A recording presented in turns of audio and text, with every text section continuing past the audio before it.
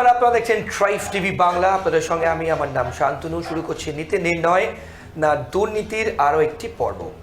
আপনারা জানেন এই সামাজিক অনুষ্ঠান যা সমাজের জন্য আমরা করে থাকি, নীতি নির্ণয় না দুর্নীতি। আমরা এই সমাজের জন্য যা যা গুরুত্বপূর্ণ দুর্নীতি তথ্য আমরা পাই, আমরা আপনাদের সামনে সেটা তুলে ধরি এবং তার বিশ্লেষণ করি। আমাদের এই স্টুডিওতে বিভিন্ন পেশার মানুষজন, বিভিন্ন প্রফেশনের মানুষজন আসেন এবং তারা আপনাদের সামনে তাদের মতামত তুলে ধরেন এবং বিশ্লেষণ করেন সেই সব দুর্নীতি নিয়ে। আমরা চেষ্টা করি যে এই সমাজ কতদিনে দুর্নীতি মুক্ত হবে সেটা হয়তো জানা নেই, কিন্তু তার জন্য আমাদের যা যা করণীয় আপনাদের সামনে আমরা তুলে ধরি এবং আপনাদেরকে মেসেজ দিই, বার্তা দিই যে কোনটা করা উচিত, কোনটা করা উচিত নয়। বাট আলটিমেট ডিসিশন কিন্তু আপনাদেরই নিতে হবে যে কোনটা ঠিক আর কোনটা বেঠিক। ঠিক সেই প্রোটোকল ফলো করে নীতি নির্ণয় না দুর্নীতির আজকে আমরা এই পর্ব আপনাদের সামনে নিয়ে এসেছি এবং আমাদের সঙ্গে যিনি আছেন আপনাদের খুব পরিচিত মুখ, প্রদেশ কংগ্রেসের সম্পাদক এবং মুখপাত্র সুমন রয় চৌধুরী আমার পাশে বসে আছেন। সুমনবাবু, আপনাকে প্রথমে ট্রাইব টিভি বাংলা এবং নীতি নির্ণয় না দুর্নীতির আজকের পর্বে স্বাগত। ধন্যবাদ। ওকে, আমি প্রথমেই সুমনবাবু আপনাকে জিজ্ঞেস করব, নতুন বছর সবে পড়েছে এবং নতুন বছর পড়ার সঙ্গে সঙ্গে কিন্তু প্রদীপ ভট্টাচার্য আপনাদের কংগ্রেসে, প্রদেশ কংগ্রেসের খুব সিনিয়র একজন নেতা, তিনি বলছেন, প্রকাশ্যে বলছেন সুমনবাবু, কি বলছেন যে মমতা বন্দ্যোপাধ্যায়, বর্তমান মুখ্যমন্ত্রী, তৃণমূল নেত্রী মমতা বন্দ্যোপাধ্যায়কে বহিষ্কার করা সোমেন মিত্র যখন করেছিলেন, তিনি আজ বেঁচে নেই, আজ সেটা ঐতিহাসিক ভুল ছিল এবং আজ তার খেসারত দিতে হচ্ছে প্রদেশ কংগ্রেসকে এবং আগামী দিনে কবে এই যে ভুল তার প্রায়শ্চিত্ত হবে, শেষ হবে, পূরণ হবে সেটা হয়তো জানা নেই, প্রকাশ্যে বলছেন। স্বাভাবিকভাবেই প্রশ্ন এবার আম জনতার মধ্যে, সুমনবাবু, বামেদের সঙ্গে আপনারা সমঝোতা করে ভোট লড়েন, বামেদের প্রধান শত্রু বিজেপি যেমন একদিকে, ঠিক পাশাপাশি কিন্তু মুখ্যমন্ত্রী মমতা বন্দ্যোপাধ্যায়, তৃণমূল কংগ্রেস, তাকে দল থেকে বহিষ্কার করা ভুল। মানুষ বিশ্বাস করবে না আপনাদের? আর শান্তনু, প্রথমেই আমি ট্রাইব টিভির সকল দর্শককে আমার নতুন বছরের ইংরেজি নববর্ষের শুভেচ্ছা জানাই। অধ্যাপক প্রদীপ ভট্টাচার্য অবশ্যই বক্তব্য রেখেছেন এবং সেই বক্তব্যে তিনি তার নিজের কিছু মূল্যায়ন, কিছু অবজারভেশন তুলে ধরেছেন। বেশ, সমস্যাটা হচ্ছে যে কিছু সংবাদ মাধ্যম, কিছু কেন বলবো, ম্যাক্সিমাম সংবাদ মাধ্যম, ইলেকট্রনিক্স মিডিয়া এবং প্রিন্ট মিডিয়া প্রদীপবাবুর বক্তব্যের ফার্স্ট পার্টটা নিয়েছেন, কিন্তু প্রদীপবাবুর বক্তব্যের সেকেন্ড পার্টটা এডিট করে বাদ দিয়ে দিয়েছেন এবং এই ফার্স্ট পার্টের ওপরে ভিত্তি করে একটা কনসেপশন বা একটা ন্যারেটিভ তৈরি করার চেষ্টা করা হয়েছে। বেশ, আপনি যদি দেখতে চান আমি এই শোতেও দেখাতে পারি, আমি প্রদীপবাবুর সেই বক্তব্যটা আমার সঙ্গে যে মোবাইল রয়েছে, মোবাইল ফোনের মধ্যেও রয়েছে। প্রদীপবাবু কিন্তু পরিষ্কারভাবে বলেছেন যে যেই সময় 90-এর দশকে যখন প্রদেশ কংগ্রেস কমিটির নির্বাচন চলছিল, সেই সময়টার আগে পরে একটা পক্ষ ছিল, প্রকারান্তরে তিনি মমতাপন্থীদের কথাই বলতে চেয়েছেন, যারা সোমেন মিত্র পন্থী বা সোমেন মিত্র গোষ্ঠীর দিকে বারবার আঙুল তুলত, দোষারোপ করত। কেন?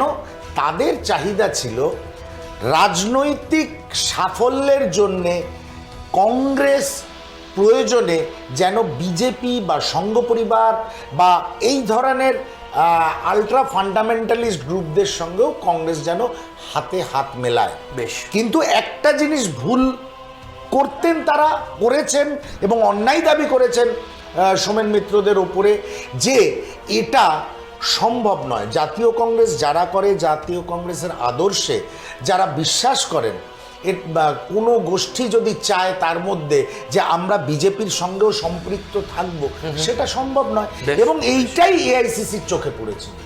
এইটাই তৎকালীন সভাপতি সীতারাম কেশরী কান অবধি পৌঁছেছিল। না, প্রদীপবাবু আরও বলেছেন, যদি আমি ধরেও নিই যে সেকেন্ড পার্টটা এডিট করা হয়েছে, যেটা আপনি বললেন, আমি জানবো, দর্শকরাও জানতে হবে তাদেরকে যে সেকেন্ড পার্টে কী ছিল, কিন্তু প্রদীপবাবু কিন্তু এটাও বলেছেন যে এতটাই প্রেশার ছিল সোমেন মিত্রর ওপর সেই সময়, হ্যাঁ এইটাই তো কারণ, তিনি বাধ্য হয়েছিলেন এবং তাকে বারণ করা হয়েছে। এইটাই তো দেখুন, ফার্স্ট হচ্ছে পার্টি ইনডিসিপ্লিন।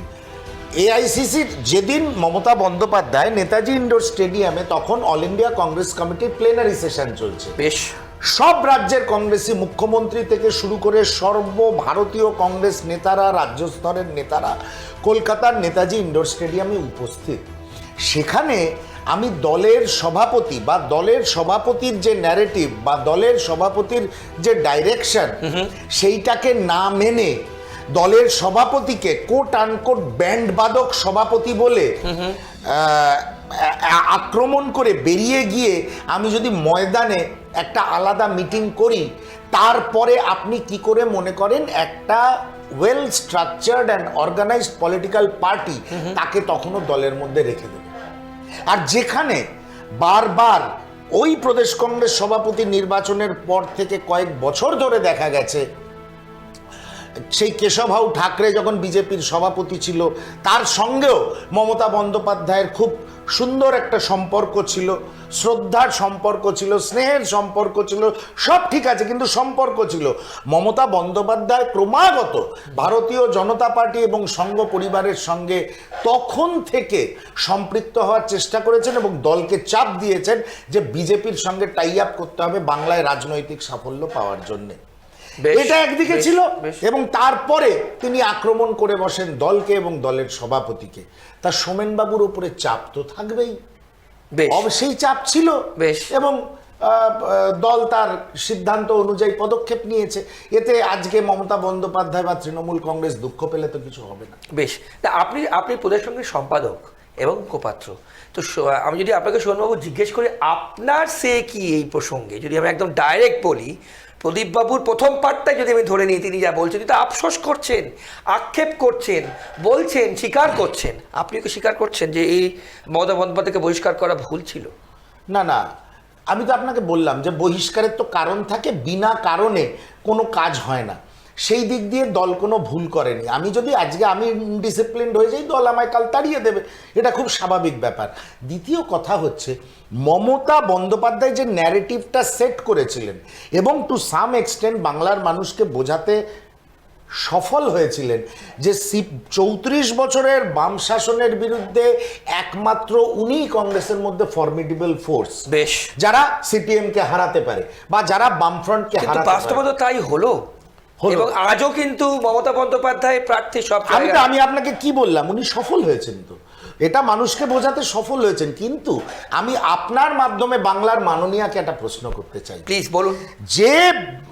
যে বাংলায় কংগ্রেস, তখন তো উনি কংগ্রেস করতেন, যে বাংলায় কংগ্রেস কর্মীরা অত্যাচারিত হয়েছে, খুন হয়েছে, হাত কেটে দেওয়া হয়েছে, রক্তমাখা ভাত খাওয়ানো হয়েছে, ছেলের মুন্ডু কেটে মায়ের সামনে ফুটবল খেলা হয়েছে, এবং সেই সব অভিযোগে যেসব বামপন্থী নেতারা অভিযুক্ত, তারা আজকে তৃণমূল কংগ্রেসের ঘরের শোভাবর্ধন করছে কি করে? উদয়ন বন্দ্যোপাধ্যায় থেকে ঋতব্রত বন্দ্যোপাধ্যায়, সব তো এই সেম ব্যাকগ্রাউন্ডের, সব সেম ব্যাকগ্রাউন্ডের। এরকম অন্তত ডজন ডজন শাহজাহান যারা আগে সিপিএম করতো, কংগ্রেসীদের ওপরে অত্যাচার করত, আপনি তাদের এনে পঞ্চায়েত প্রধান, জেলার সভাধিপতি, জেলার কর্মাধ্যক্ষ, বিধায়ক, সাংসদ বানাচ্ছেন কি করে? আপনি তো প্রতিমূর্তি হিসাবে নিজেকে তুলে ধরার চেষ্টা করেছেন বাংলার মানুষের কাছে, অস্বীকার করার জায়গা নেই। কংগ্রেস সেই সময় আপনাকে 2011 সালে সমর্থনও করেছিল, কিন্তু যে কারণে আপনি কংগ্রেস দল ছাড়লেন, সেই সব কোট আনকোট হারমাদ নেতারা আজকে তৃণমূলের দরবারের কি করে শোভাবর্ধন করে? এই উত্তর তো মমতা বন্দ্যোপাধ্যায়কে দিতে হবে। খুব স্বাভাবিক এবং খুব জাস্টিফাইড কথা আপনি বললেন, কিন্তু মানুষ তো এত কিছুর পর, আমি আরো অনেক টপিকে আপনার কাছে আসবো, যখনই নির্বাচন হচ্ছে, মানে সেটা উপনির্বাচন হোক কিংবা নির্বাচন হোক, মানুষ কিন্তু তাদের বিশ্বাস অটুট রাখছেন মুখ্যমন্ত্রীর উপর। একদম রাখছেন তো, কারণ কিন্তু তার বিরুদ্ধে আপনাদের এত প্রচার করছেন, শুধু কংগ্রেস বলে নয়, বামফ্রন্ট বলুন, বিজেপি বলুন, এত কিছু বলছেন, এতজনের নাম বলছেন, ভোট করতে দেওয়া হয় না, দুর্নীতি, জেলে আছে মন্ত্রীরা, এত কিছু পরও কিন্তু তৃণমূল কংগ্রেসের মুখ্যমন্ত্রী মমতা বন্দ্যোপাধ্যায় সব জায়গায় প্রার্থী এবং মানুষ অটুট আস্থা তার উপর। বলুন। দেখুন, আমরা তো একটা তৃতীয় বিশ্বের অত্যন্ত গরিব দেশ। যতই নরেন্দ্র মোদী 5 ট্রিলিয়ন ইকোনমির কথা বলুন, আমাদের সেই জায়গায় পৌঁছতে হয়তো ডক্টর মনমোহন সিং বেঁচে থাকলেন বা দায়িত্বে থাকলে আমরা একটা স্বপ্ন দেখতে পারতাম। বেশ, আজকে ডক্টর মনমোহন সিং নেই, তা নরেন্দ্র মোদী তার পলিটিক্যাল ন্যারেটিভ হিসাবে 5 ট্রিলিয়ন ইকোনমির গল্প যতই করুন, বাংলার মানুষ, শুধু বাংলার মানুষ কেন, বাংলা, মহারাষ্ট্র এবং বিভিন্ন রাজ্যে মানুষ, বিশেষ করে মহিলারা যারা রোজগার করেন না, তাদের কাছে সরকারি স্কিম, অ্যাকচুয়ালি এই যে সরকারি স্কিম ধরুন লক্ষ্মীর ভাণ্ডার বা বিভিন্ন মধ্যপ্রদেশেও বিজেপি নিয়ে এসছে দেখা দেখি, বিভিন্ন রাজ্যে মহিলাদের জন্যে যে এই উপঢৌকনের রাজনীতি চলছে এবং মানুষকে বিপদগামী করার রাজনীতি চলছে, এটা তো মমতা বন্দ্যোপাধ্যায় প্রথম শুরু করেন বাংলায়, কিন্তু তার তো একটা এফেক্ট থাকবেই। আমরা লক্ষ্মীর ভাণ্ডার বা এই জাতীয় স্কিম, আমরা মমতা বন্দ্যোপাধ্যায়কে অ্যাকচুয়ালি একটা কথা বলতে চাই, বা যারা যারা এই স্কিম চালাচ্ছে, দেখুন ডাইরেক্ট টু পিপল মানি ট্রান্সফারের কথা রাহুল গান্ধী প্রথম বলেছিলেন, সেইটা নিয়ে অনেক তির্যক মন্তব্য হয়েছিল, হাসি ঠাট্টা, রাহুল গান্ধী রাজনীতি বোঝেন না, অনেক কিছু হয়েছিল। সবাই এখন ঘুরপথে ওই ডাইরেক্ট টু পিপল মানি ট্রান্সফারের কথাই বলছে, কিন্তু তফাৎ এক জায়গায়। রাহুল গান্ধী বলেছিলেন বিপর্যয়ের সময় মানুষের অ্যাকাউন্টে টাকা দাও, সারা বছর উপঢৌকনের রাজনীতি করো না। কিন্তু মমতা বন্দ্যোপাধ্যায়রা ভোট কেনার জন্যে সারা বছর মানুষের অ্যাকাউন্টে টাকা দিচ্ছেন। আমি গরিব মানুষ, আমার স্বামী হয়তো কলকাতা শহরের কোনো ইলেকট্রিক অ্যাপ্লায়েন্সের কারখানায় একটা 5,000 টাকা মাইনের চাকরি করে, তা আমার অ্যাকাউন্টে যদি 1,500 টাকা ঢোকে, এটা আমার কাছে বিরাট ব্যাপার। আমি বাচ্চাটাকে বিকেলবেলা নিয়ে গিয়ে আইসক্রিমের ঠেলার থেকে একটা আইসক্রিম কিনে খাওয়াতে পারবো, স্বামীর সংসার খরচের টাকায় হাত না দিও। বেশ, এইটা একটা এফেক্ট করে, এতে কিছু করার নেই, এটা হয়েছে, এটা আমাদের ফেস করতে হচ্ছে, এটা কমব্যাট করতে হচ্ছে। 26-এর রাহুল গান্ধী খালি একটা কথাই বলছি, রাহুল গান্ধী খালি একটা কথাই বলছেন, উপঢৌকনের রাজনীতি যেমন করবেন, but it should be supported by infrastructural development. শিল্পের পরিকাঠামো উন্নয়ন করুন। আজকে তেলেঙ্গানা বলুন বা কর্ণাটক বলুন, সেখানেও বিভিন্ন ধরনের ওয়েলফেয়ার স্কিম আছে, কিন্তু সাইড বাই সাইড নতুন কল কারখানা, নিবেশ, ইনভেস্টমেন্ট, এগুলো সেই কংগ্রেসি সরকারগুলো দেখছে, যেটা বাংলায় নেই। বাংলায় আসতে শিল্পপতিরা ভয় পায়। বেশ, একটু টাফ কোয়েশ্চেন করি এবার। 2026, এক বছর পরে কিন্তু বিধানসভা ভোট।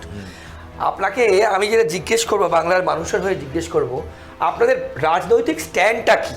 মানে কোনো সময় আপনারা বামফ্রন্টের সঙ্গে থাকছেন, আপনারা বামফ্রন্টকে সঙ্গে সিট অ্যাডজাস্টমেন্ট করছেন, আবার কোনো নির্বাচনে আপনারা একা লড়ছেন। আপনার সংগঠনই নেই তো একা লড়বেন কী করে, বামফ্রন্ট বলছে।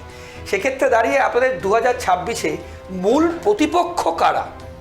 মানে যে মুখ্যমন্ত্রীকে, আমি কথাটা শেষ করে দিই, যে মুখ্যমন্ত্রীকে প্রদীপ ভট্টাচার্য বলছেন বহিষ্কার করা ভুল হয়েছিল, তৃণমূল কংগ্রেস নাকি বিজেপি এ রাজ্যে, নাকি বামফ্রন্ট, আপনাদের রাজনৈতিক স্ট্যান্ডটা কী হবে?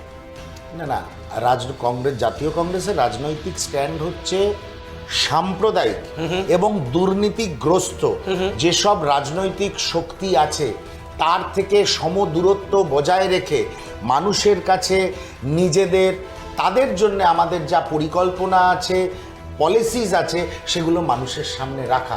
সেই দুর্নীতিগ্রস্ত দলের মধ্যে যদি তৃণমূল থাকে, তৃণমূল, আমরা এরকম কোনো ব্যাপার নেই যে তৃণমূল এখান থেকে 15টা কি 20টা সিট লোকসভার জন্য জিতবে বলে তৃণমূলকে গলায় জড়িয়ে ধরে থাকতে হবে, এরকম কোনো মানে নেই। দুর্নীতি, মানুষের চাকরি বিক্রি হয়েছে, মানুষের মাথার ছাদ বিক্রি হয়েছে, ছেলের আবাস যোজনার, মায়ের আবাস যোজনার টাকার থেকে ছেলে না জেনে সেখান থেকেও মায়ের টাকার থেকে ছেলে কাটমানি খেয়ে ফেলেছে। বেশ, আজ থেকে 2 বছর আগের ঘটনা। তা এই দুর্নীতিগ্রস্ত রাজনৈতিক দলের সঙ্গে আমরা সম্পৃক্ত হব কি না রাজনৈতিকভাবে, সেটা অবশ্যই সিদ্ধান্তের বিষয় জাতীয় কংগ্রেসের সর্বোচ্চ স্তরে।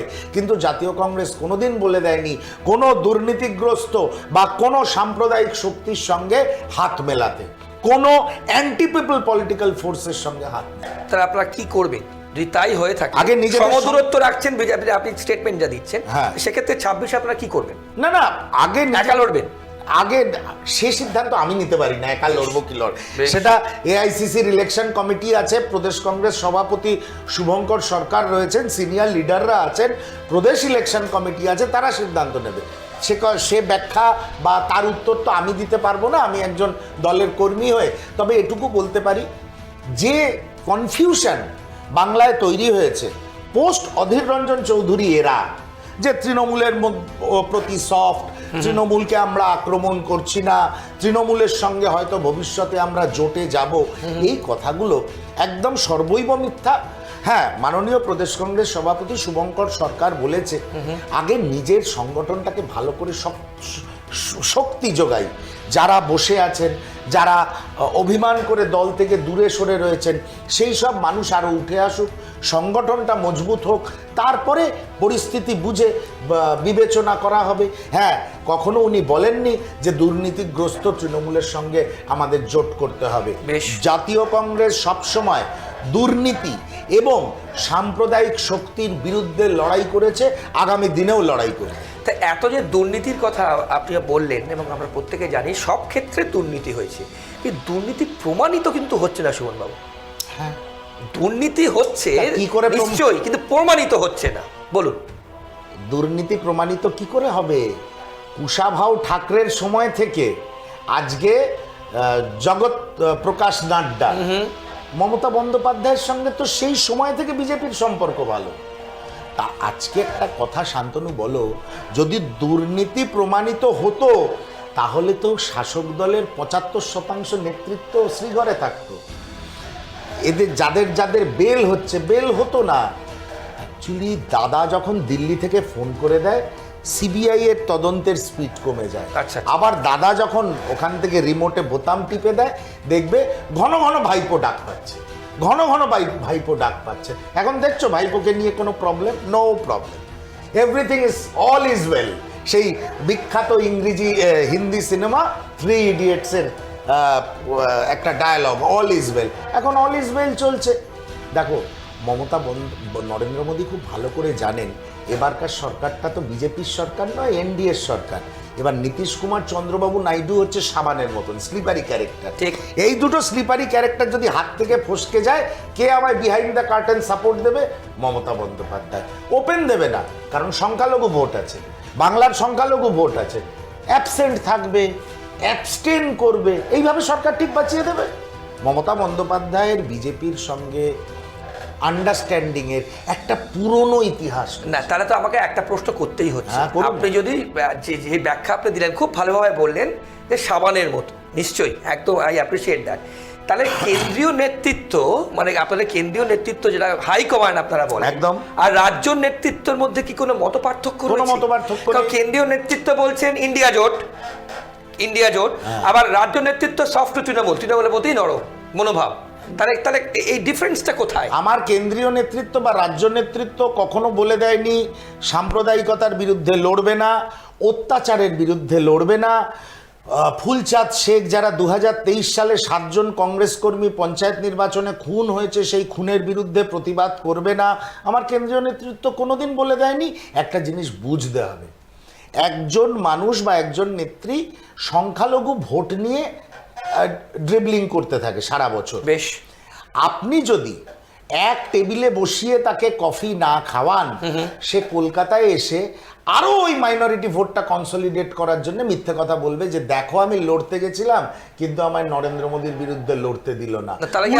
উল্টে আঙুল তুলে দেবে দেখো ইন্ডিয়া ব্লকের বাকি পার্টিগুলো বিজেপির সঙ্গে। তাহলে কি আপনি ঘুরিয়ে বলছেন তৃণমূল মাইনরিটি ভোটের জন্যই ক্ষমতায়? অবশ্যই। আমি কেন বলছি? এটা তো ক্লিয়ার হিসাব। তোমরা সাংবাদিক, তোমাদের কাছে ডেটা আছে। উনি তো পান মাইনরিটি ভোট, এবং উনি এটাও বোঝাতে সফল হয়েছেন যে উনি হচ্ছেন সংখ্যালঘু সম্প্রদায়ের মাসিহা। নরেন্দ্র মোদী তথা অন্যান্য রাজনৈতিক দলের অত্যাচার অবিচারের থেকে একমাত্র মমতা বন্দ্যোপাধ্যায় পারে মুসলমান সম্প্রদায়কে বাঁচাতে। কিন্তু দুঃখের কথা, দিদি 2011 সালের পর থেকে আজ 2024 সাল এই কমিউনিটির ইনফ্রাস্ট্রাকচারাল ডেভেলপমেন্ট, চাকরিতে রিজার্ভেশন, শিক্ষা কিচ্ছু করেন। 2011 তো আপনাদের সঙ্গে জোট করে ক্ষমতা এলো। হ্যাঁ, সেই প্রায়শ্চিত্তের কথা প্রদীপ ভট্টাচার্য বলেছে। ইন্টারেস্টিং কথা বললেন। হ্যাঁ, সেই প্রায়শ্চিত্তের কথা প্রদীপ ভট্টাচার্য বলেছে। সেটা ঐতিহাসিক ভুল ছিল। হ্যাঁ, ওইটা ঐতিহাসিক ভুল ছিল তখন মমতা বন্দ্যোপাধ্যায়কে সমর্থন করার, তাকে ইনফ্রাস্ট্রাকচারাল সাপোর্ট দেওয়ার, তা ঘোরার জন্য হেলিকপ্টার দেওয়ার। আমার দলের তহবিল, আমার দলের সদস্যতার থেকে তোলা তহবিল ভেঙে সোনিয়া গান্ধী মমতা বন্দ্যোপাধ্যায়কে যে সাহায্য করেছিলেন সেটা একটা ঐতিহাসিক ভুল ছিল। সেই ঐতিহাসিক ভুলের প্রায়শ্চিত্ত অধ্যাপক প্রদীপ ভট্টাচার্য করতে বলেছেন, সেইটাই আপনারা ভুল ব্যাখ্যা করছেন মিডিয়াতে। সোমেন মিত্রর নাম বলেছেন তো তিনি। হ্যাঁ, তো সোমেন বাবুর নামে কি বলেছে? 2011 সালে যদি সেটাই হয়ে থাকে যেটা আপনি বললেন, ঐতিহাসিক ভুল হয়েছে আমাদের, ঐতিহাসিক ভুল, এবং তার মাসুল কংগ্রেস এখন দিচ্ছে। আমরা 6 মাসও সেই মন্ত্রিসভায় থাকতে পারিনি। তার মানে কি? সব আমিত্ব, সর্বগ্রাসী একটা মানসিকতা নিয়ে বাংলার মাননীয়া কংগ্রেসের সাহায্য নিয়ে ক্ষমতায় এসে শেষ অবধি কংগ্রেসকে তাড়িয়ে দিয়েছে। কংগ্রেস তার সঙ্গে চলতে পারেনি। কিন্তু জাতীয় অনেক প্রেক্ষিত থাকে, ন্যাশনাল কম্পালশন থাকে, অনেক সময় এক টেবিলে বসে কফি খেতে হয়।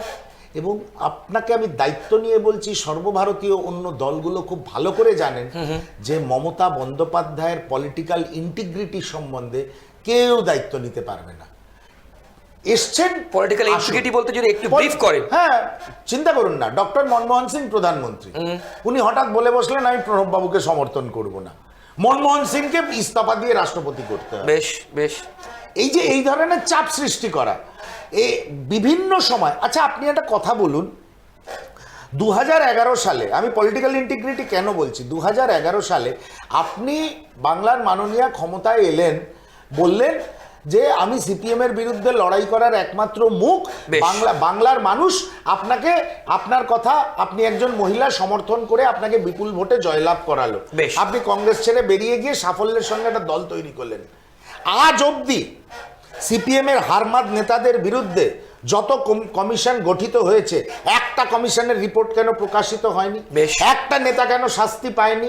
সিপিএম এর সেই হারমাদ নেতাদের, যেটা আপনার ভিত্তি ছিল, জনসমর্থনের ভিত্তি ছিল যে আমি বামপন্থীদের গদিচ্যুত করব, এবং আপনি করলেন, সেই বামপন্থী হারমাদ নেতাদের একটা বিরাট অংশ কেন আপনার দলে গিয়ে আজকে এনজয় করছে? তাদের বিরুদ্ধে তদন্তের রিপোর্ট কই? 23টা কমিশন তৈরি হয়েছে, তার রিপোর্ট কই? মিথ্যে কথা বললে হবে? সবটাই একটা ক্যামোফ্লেজ করা মানুষের সামনে। সেই সময় মানুষ তিতিবিরক্ত হয়ে উঠেছিল, আমাদের কিছু বিফলতা ছিল, উনি সেই সুযোগটা নিয়েছেন, আর কিছু না। বেশ, আমরা আরও অনেক কিছু টপিক কিন্তু আছে, আমরা এই পর্ব শেষ করব যেহেতু আমাদের সময় কম। আরও একটি পর্বে কিন্তু আপনাকে আরও অনেক কিছু প্রশ্ন, বিশেষ করে পাসপোর্ট জালিয়াতি নিয়ে আমরা কথা বলতে পারিনি, বাংলাদেশে কি হতে যাচ্ছে, আগামী দিনে কংগ্রেসের স্ট্যান্ড কি, কেন্দ্রীয় সরকারের স্ট্যান্ড কি, আপনারা কীভাবে নিচ্ছেন সে নিয়ে কথা বলবো, এবং তার সঙ্গে আরও বিভিন্ন দুর্নীতি নিয়ে আমরা কিন্তু অন্য একটি পর্বে কথা বলবো। সুমনবাবু, আপনাকে অনেক ধন্যবাদ আপনার সময়ের জন্য, এবং আপনাদের সকলকে ধন্যবাদ নীতি নির্ণয় না দুর্নীতি আরও একটি পর্ব দেখবার জন্য। এবং আরও একটি অন্য পর্বে সুমনবাবুর সঙ্গে কিন্তু আমরা আরও কিছু ন্যাশনাল অ্যাফেয়ার্স নিয়ে এবং বাংলাদেশে যা ঘটছে, যা অস্থিরতা এই মুহূর্তে, ত্রাসের দেশের অপর নাম কি বাংলাদেশ, এই নিয়েও কিন্তু কথা বলবো। এবং তার সঙ্গে এই রাজ্যে জঙ্গি ধরা পড়ছে, খুব একটা বড় কনসার্ন, তার সঙ্গে পাসপোর্ট জালিয়াতি এবং আরও অনেক দুর্নীতি নিয়ে কিন্তু অন্য একটি পর্বে আমরা কথা বলবো। আপনারা ভালো থাকবেন, সবাইকে ভালো রাখবেন, আর অন্যান্য সব খবরের জন্য দেখতে থাকুন ট্রাইব টিভি বাংলা। নমস্কার, ভালো থাকবেন।